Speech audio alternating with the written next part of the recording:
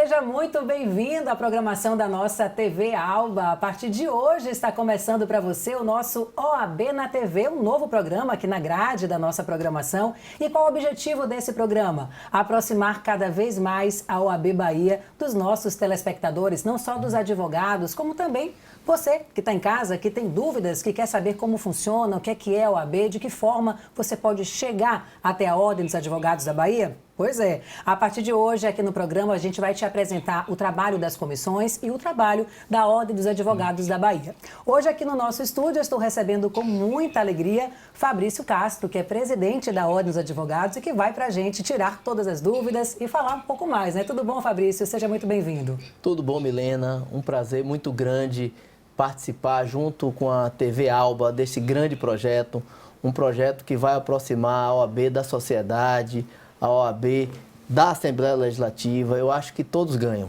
A Ordem vai ter a oportunidade de divulgar todo o trabalho que faz e a Assembleia vai ter a oportunidade também de trazer pautas que são discutidas aqui no nosso plenário, na Assembleia Legislativa, para que a OAB também possa dar a sua contribuição. O pessoal que está em casa, a gente sabe que é uma pergunta muito clichê, mas muita gente tem dúvidas e a gente está falando ali com o telespectador comum. O que é que a Ordem dos Advogados faz? O que é? Eu estou sabendo que ano que vem já tem 90 anos. Mudou muita coisa ao longo aí desse período todo? A OAB é uma entidade que tem exatamente quase 90 anos. É uma entidade que ela tem basicamente duas funções. A primeira função, que é a origem da OAB, é fiscalizar e regulamentar a profissão da advocacia. A gente tem as nossas normas, as normas éticas, as normas que devem nortear o trabalho do advogado. A par disso, a OAB também é a voz constitucional do cidadão.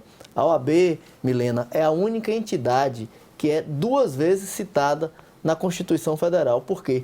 Há um reconhecimento por causa de uma conquista histórica decorrente do papel que a OAB exerce, da função que a OAB tem junto à sociedade. Então, nós temos, além de trabalharmos junto à advocacia, junto aos temas ligados à advocacia, ligado à eficiência do Poder Judiciário, às prerrogativas, à fiscalização da profissão, nós atuamos também em defesa da sociedade, em temas relativos à tributação, em temas relativos ao meio ambiente, em temas relativos ao trânsito, em temas relativos à mulher, diversos temas. É uma entidade realmente muito rica no que se refere à temática e à sua atividade. Fabrício, já que você está falando das prerrogativas, vamos começar então falando com os advogados que estão nos acompanhando. A questão do direito, né? Você que está em casa, não sabe o que é prerrogativas, eu fiquei me perguntando o que é, fui lá pesquisar, olhei antes, trata do direito específico dos advogados. Eu queria saber, no seu trabalho, hoje à frente da Ordem dos Advogados, o que você tem avançado nesse sentido? Helena, excelente pergunta. Primeiro, é preciso esclarecer que a prerrogativa não é uma benesse. As pessoas têm que entender o que são as prerrogativas, para que servem, a quem beneficiam as prerrogativas. Não é só o advogado que tem prerrogativa. Certo. Um jornalista, por exemplo. Você pode imaginar um jornalista fazer uma reportagem investigativa se ele não tivesse o direito constitucional de preservar a sua fonte, sim, o sigilo da fonte? Isso é uma prerrogativa do jornalista. O magistrado também tem prerrogativas. Por quê? O magistrado ele não pode ser transferido de uma comarca para outra, ele não pode ter a redução dos seus vencimentos. Por quê? Porque sem essas prerrogativas, ele não poderia exercer a atividade dele com independência. A advocacia é a mesma coisa. O cidadão, ele precisa de um advogado firme, um advogado independente, um advogado que possa olhar para os poderosos no mesmo nível, de igual para igual. Então, por isso nós temos prerrogativas. E a nossa gestão, ela prioriza as prerrogativas. As prerrogativas são fundamentais para a advocacia. Nós criamos esse ano, Milena, a Câmara de Prerrogativas. A Câmara de Prerrogativas, ela tem dado uma dimensão muito interessante. Aqui na Bahia, a gente bateu recorde nacional de desagravo. O que é o desagravo? O advogado está exercendo a sua profissão e no exercício da sua profissão, ele teve uma prerrogativa sua violada. A OAB desagrava, faz isso incontinente no local onde aconteceu isso. Aconteceu isso, por exemplo, em Itaberaba.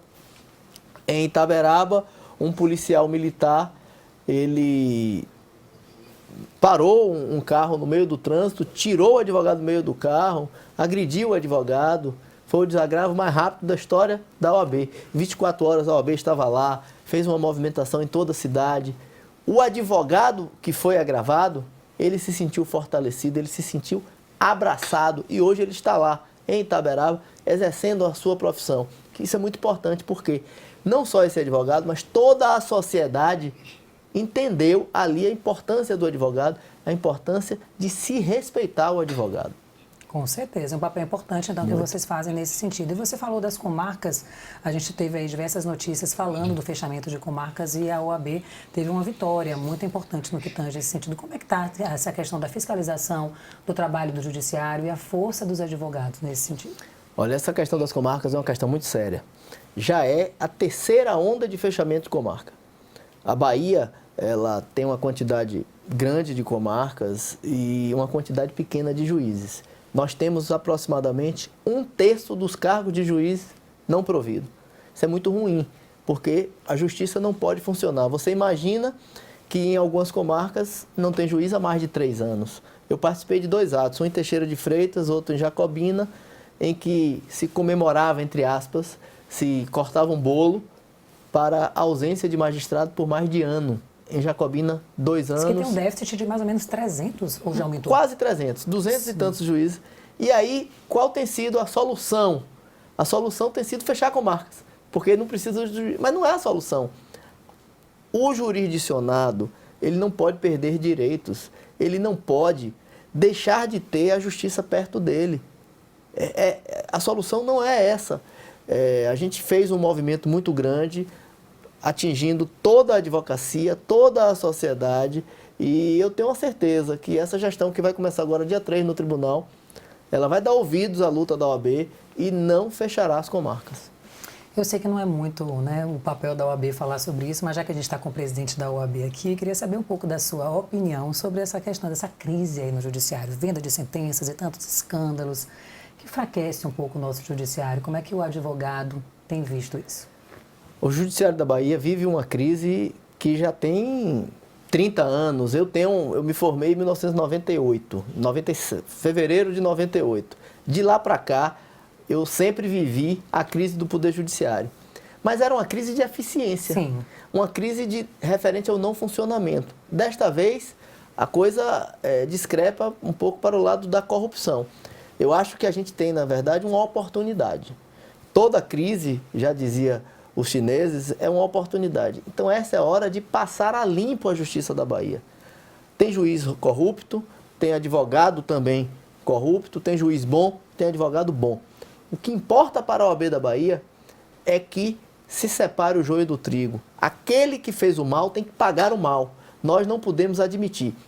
Eu já pedi, inclusive, nas 2 operações, tanto na operação referente ao Tribunal de Justiça, como na operação referente ao TRT, a gente já pediu cópia dos autos para que a OAB possa também, no âmbito da OAB, adotar as providências referentes à advocacia. Ou seja, se esses advogados que são acusados tiverem efetivamente culpa no cartório, eles têm que ser processados também. Então, eu penso que é o momento de se passar a justiça limpo, porque a advocacia e a sociedade da Bahia merecem uma justiça séria e eficiente. Muito bem, você que ligou a televisão agora, a gente está recebendo aqui no nosso estúdio o Fabrício Castro, ele é presidente da OAB Bahia. A gente está tratando hoje sobre o tema geral da OAB, porque a partir de hoje, aqui na programação da TV Alba, a gente tem o nosso OAB na TV, recebendo aqui presidentes de comissões, recebendo aqui diversos temas interessantes para que você que está em casa se aproxime da OAB e fique cada vez mais informado. A gente vai para um breve intervalo e na volta a gente vai tratar, dentre outras questões, uma que gera polêmica. Já vou deixar essa pergunta aí. Você acha que o exame da Ordem dos Advogados é fácil ou difícil? A gente volta já.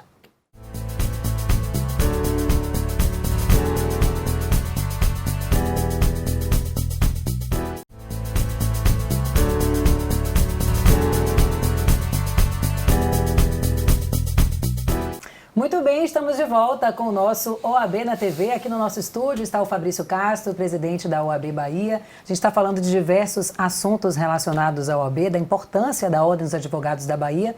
E agora eu queria já começar esse bloco, Fabrício, falando da interiorização da OAB. São 36 subseções atualmente? Como é que estão esses números? Atualmente, 36 subseções. Há necessidade, inclusive, de criar mais subseções A gente estuda essa possibilidade, não é fácil por causa da questão financeira, a criação de subseção envolve a necessidade de recursos, mas hoje nós temos 36 subseções, a OAB hoje pode dizer que é uma entidade interiorizada, com a seccional presente nas subseções, presente nas suas obras, mas também presente contribuindo com eventos da escola, contribuindo com eventos da Caixa, participando pessoalmente, ou o presidente, ou os diretores, ou os presidentes de comissão, participando junto com a advocacia do interior. Então, eu posso dizer hoje que a gente tem uma OAB interiorizada. Como é que os advogados do interior veem essa mudança, né? Porque é uma mudança de o quê? Uns 4 anos para cá? Essa é uma mudança que começou em janeiro de 2013, na primeira gestão de Luiz Viana, quando eu fui vice dele. Sim. Nós colocamos como meta a interiorização da OAB. De lá para cá, nós já reformamos mais de 30 sedes, fizemos milhares de cursos, interiorizamos a Caixa de Assistência também, eventos de porte em todo o interior do Estado. Enfim, o advogado do interior do Estado hoje, ele é prestigiado e ele sente a presença da Ordem dos Advogados. A gente está falando da interiorização, eu queria falar do papel da mulher. Como é que é a OAB Mulher? Como é que é essa porcentagem de participação das mulheres advogadas? Tem um número que tem crescido? Esse é um tema que a gente pode falar com tranquilidade, porque a OAB da Bahia é uma OAB de vanguarda. Começamos lá no início de Luiz ainda, colocando mulheres na diretoria, depois, com a vinda delas, as mulheres ocupando espaços importantes na OAB. Nós temos a presidente do TED, a procuradora-geral da OAB, nós temos 2 diretoras, a vice-presidente, Ana Patrícia, e a secretária-geral, doutora Marilda. Nós temos a diretora-geral da Escola de Advocacia. A OAB Jovem também presidida por uma mulher. A OAB Jovem, né? presidida por uma mulher. Nós temos, Milena, 50% do nosso conselho hoje. 50% é formada por mulheres. Que bom, Ou que seja, alegria. Agora, a gente tem que destacar o seguinte, ninguém deu isso foi uma conquista das mulheres. Por quê? À medida que elas começaram a participar na ordem, elas vieram com a demanda e bateram na mesa, metade. E era uma medida justa, eu acho que a OAB da Bahia está no caminho certo. Temos também, acho bom destacar, porque foi um pleito nosso. A gente valoriza tanto o pleito das mulheres que pleiteamos e temos a Comissão Nacional da Mulher Advogada, presidida pela conselheira federal Daniela Borges. Que bom crescimento, né? Participar, mérito das mulheres, mérito né? das mulheres. Agora, e a OAB Jovem, o que é? Fortíssima. A gente, ainda com o Luiz, na primeira gestão, o que é que a gente fez? A gente transformou o que era uma comissão num conselho de jovens. E isso é uma transformação, não é apenas uma questão de forma. Por quê? O conselho de jovens ele tem uma força política. À medida em que ele se reúne e que ele defende uma pauta, exemplo, piso salarial da advocacia. O Conselho de Jovens vota e encaminha para o Conselho. O Conselho é pressionado pela força da jovem advocacia e vota também o piso salarial. Hoje, eu quero aproveitar essa audiência para, mais uma vez, cobrar do governador do Estado. O piso salarial, Milena, ele pode ser estabelecido de 2 formas. Ou por convenção coletiva, e não existem sindicatos para que a gente possa fazer uma convenção coletiva, ou por lei estadual, cuja iniciativa tem que ser do governador do Estado. A gente já protocolou isso desde o início da primeira gestão de Luiz Viana, cobramos na segunda, eu estou cobrando agora. Esse pleito nosso já passou na Procuradoria do Estado com um pedido favorável e nós estamos aguardando o governador. Governador, vamos atender esse pleito e encaminhar, Conta aí pra gente. encaminhar para a Assembleia Legislativa poder discutir e votar aqui o piso salarial para a advocacia. Essa porcentagem de jovens advogados é muito grande hoje?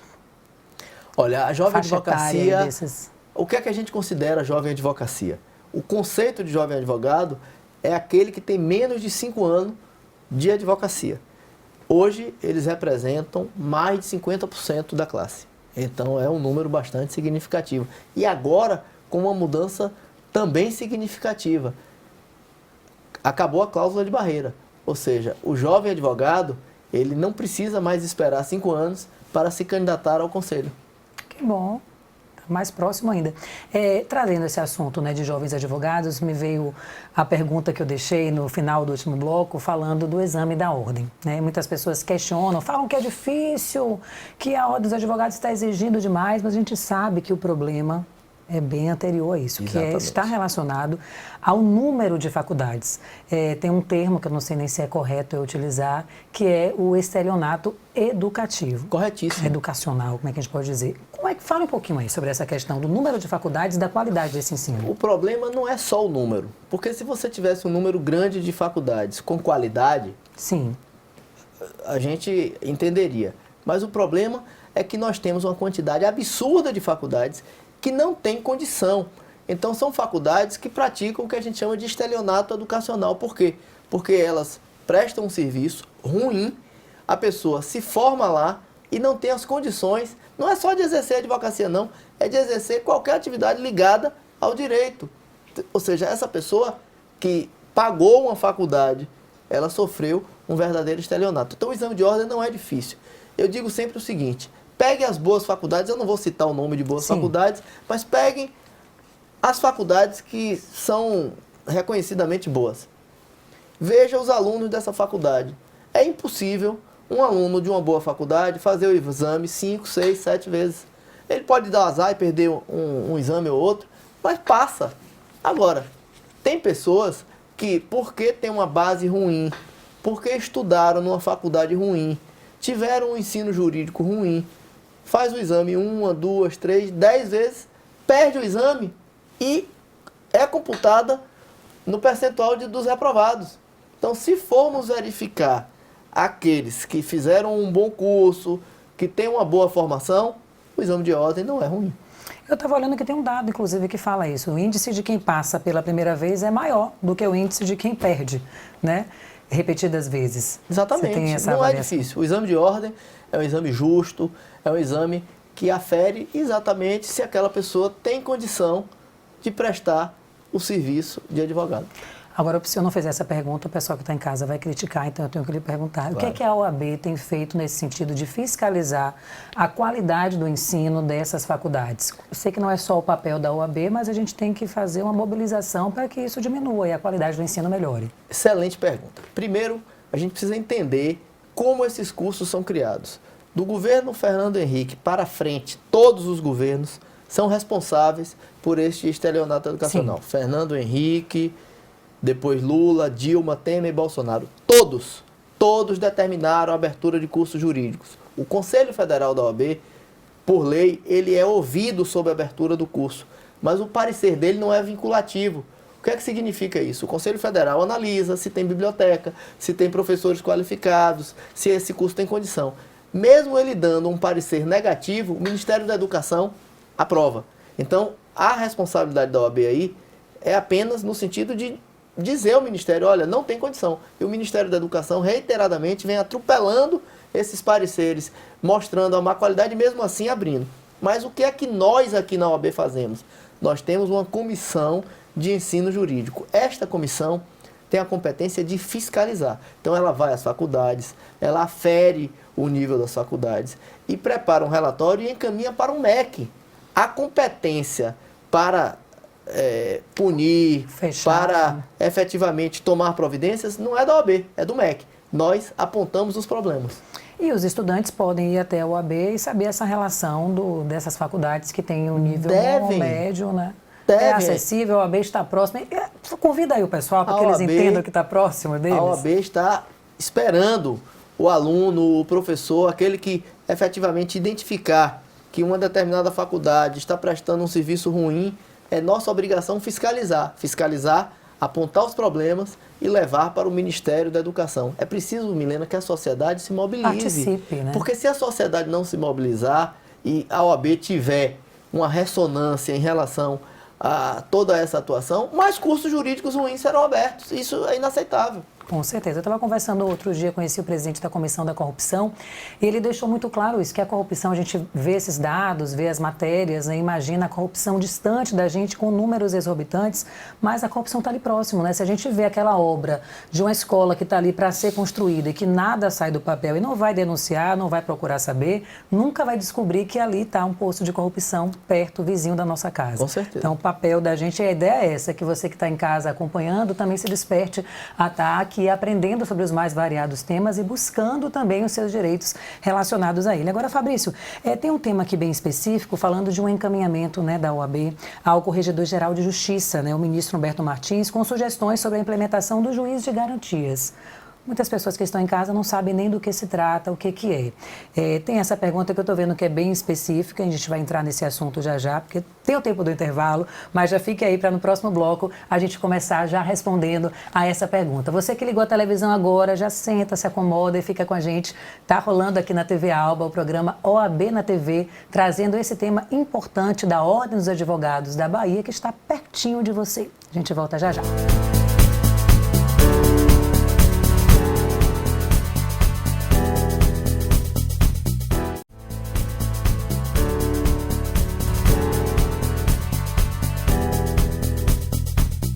Muito bem, estamos de volta. A gente deixou a pergunta no último bloco falando sobre o juiz de garantias, Fabrício. Eu queria que você explicasse para o pessoal que está em casa o que é o juiz de garantias e qual a importância, né, dele para a prestação jurisdicional. Explica um pouquinho primeiro o que é, para quem não conhece, não sabe. Milena, o juiz de garantia é uma tentativa de aperfeiçoamento do processo penal.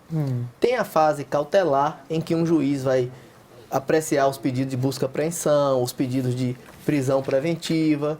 E depois tem a fase da denúncia, ou seja, quando, após a parte dessa produção de provas, o Ministério Público faz a denúncia e um juiz vai instruir, ouvir as testemunhas, pegar novas perícias e, ao final, julgar. O juiz de garantia é nada mais, nada menos do que dividir. Um juiz vai ser responsável pela colheita, pelas questões urgentes, busca e apreensão, provas urgentes, prisões cautelares, e outro juiz vai julgar o caso. Uma tentativa de evitar que aquele juiz que iniciou o processo, de certa forma, esteja, eu não quero usar uma expressão forte, Sim, mas de certa forma esteja um pouco contaminado com o que ele vivenciou naquele momento, e muitas vezes fez uma prisão, determinou uma prisão, enfim. Esse outro juiz, ele vai estar fresco, ele vai ter o processo. que não tenha nenhum resquício que influencie naquela decisão dele. Exatamente, ou seja, é uma garantia a mais. Eu acho que o juiz de garantia é um bem, é um objetivo, uma intenção muito boa que veio do Poder Legislativo. Qual é a grande questão? Eu acho que o Supremo Tribunal Federal está falhando, porque está criando um clima de insegurança jurídica. Vem o presidente do Supremo e diz, olha, vai se aplicar mais 6 meses. Precisa aguardar 6 meses. Aí passa alguns dias, vem um ministro e dá uma liminar monocraticamente e suspende o juiz de garantia. A sociedade fica sem entender. O que se passa? Sem entender, vai ter, não vai ter. Mas eu penso que, reconheço que tem dificuldade de aplicação, porque nós vivemos um país em que não temos muitas vezes comarcas, temos muitas comarcas sem juiz, mas apesar dessa circunstância, o CNJ está debruçado sobre essa matéria e vai apontar caminhos para a implantação. Eu tenho o sentimento de que será muito bom para a sociedade brasileira e o processo penal vai ser aperfeiçoado com o juiz de garantia. Bora falar mais da OAB, das novidades que a OAB tem trazido. Bora, aí. Sim. A OAB está mais digital, é isso? Esse ano a gente está trazendo o projeto OAB Digital. A gente vai eliminar o papel da OAB. Vou dar um exemplo para o advogado que está em casa. Um advogado que mora em Irecê, hoje eu falei com o presidente Jacques Garafa de Irecê. Um advogado que está em Irecê, recém-aprovado no exame de ordem, ou seja, um bacharel recém-aprovado no exame de ordem, hoje, o que é que ele faz?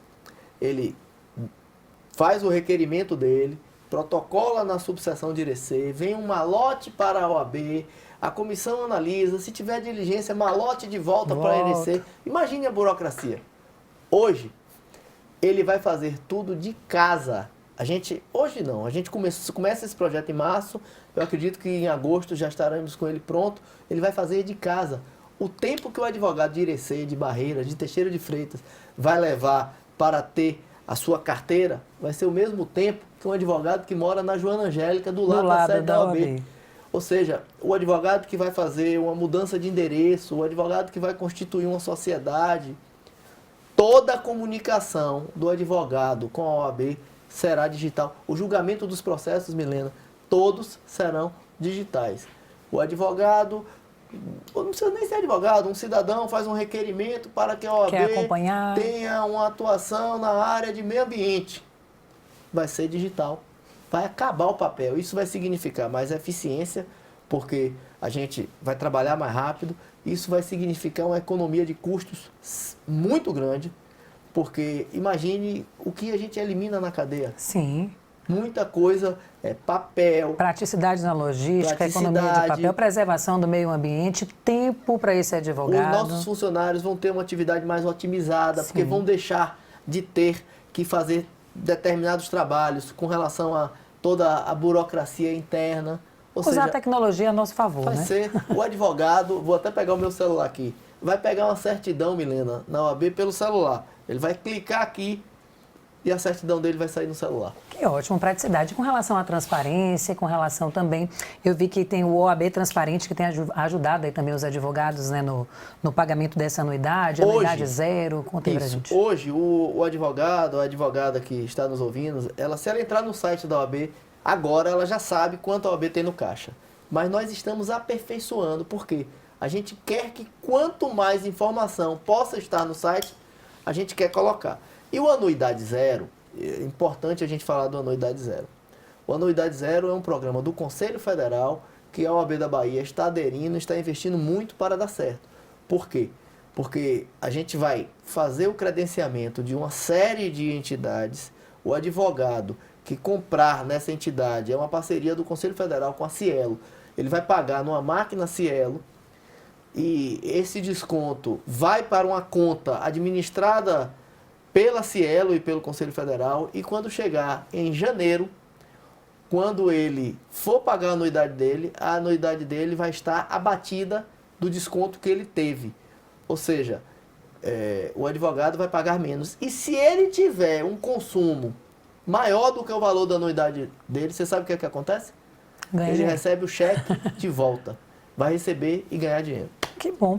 Quais são os avanços realizados aí pela Escola Superior da Advocacia? A Escola Superior, esse ano que passou agora, foi um ano muito importante, porque ela manteve toda a sequência de cursos que já tinha, ela implantou a pós-graduação, uma parceria com a Faculdade Atami, e a gente também criou o ESA Digital. O que é isso? Os cursos da ESA, online, diversos cursos. Inclusive fizemos uma coisa interessante.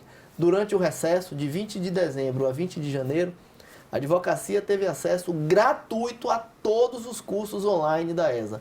Isso não é pouco. O advogado podia estar em qualquer lugar do mundo, ou então estar dentro do território da sua subseção e tendo acesso gratuito, online, aos cursos da ESA. Que bom, parabéns por esse trabalho, viu? Porque a gente traz aí mais qualificação, mais informação, né? Melhorando a qualidade dos advogados. Eu vi também aqui sobre o CAAB, que tem prestado aí esse serviço ao advogado. Quais são os próximos passos? O que é que funciona para quem está acompanhando a gente e não sabe do que se trata? A Caixa de Assistência do Advogado é um braço da OAB, é uma entidade presidida pelo advogado Luiz Coutinho e também tem feito um grande trabalho, interiorizou toda a sua atividade, está em parceria conosco na OAB, com o Anuidade Zero, tem uma série de serviços de advocacia, o serviço de massagem, o serviço de manicure, o serviço de auxílio ao advogado. Pouca gente sabe, mas o advogado que muitas vezes está passando uma dificuldade de honorários, uma dificuldade financeira, se ele comprovar o estado de necessidade, ele tem direito a um auxílio. É muito interessante a atividade da CAAB. A gente está chegando ao final do nosso programa, queria que você fizesse suas considerações finais.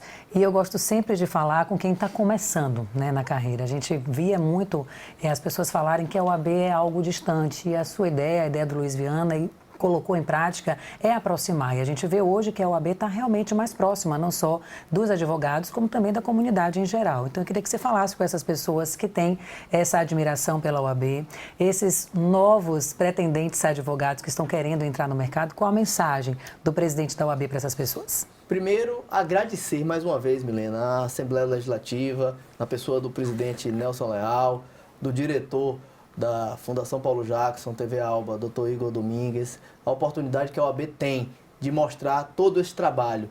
O pouco que a gente falou aqui hoje já mostra o que é o trabalho da OAB. Mais de 80 comissões, 36 subseções, é uma entidade que realmente tem uma importância e um papel muito importante.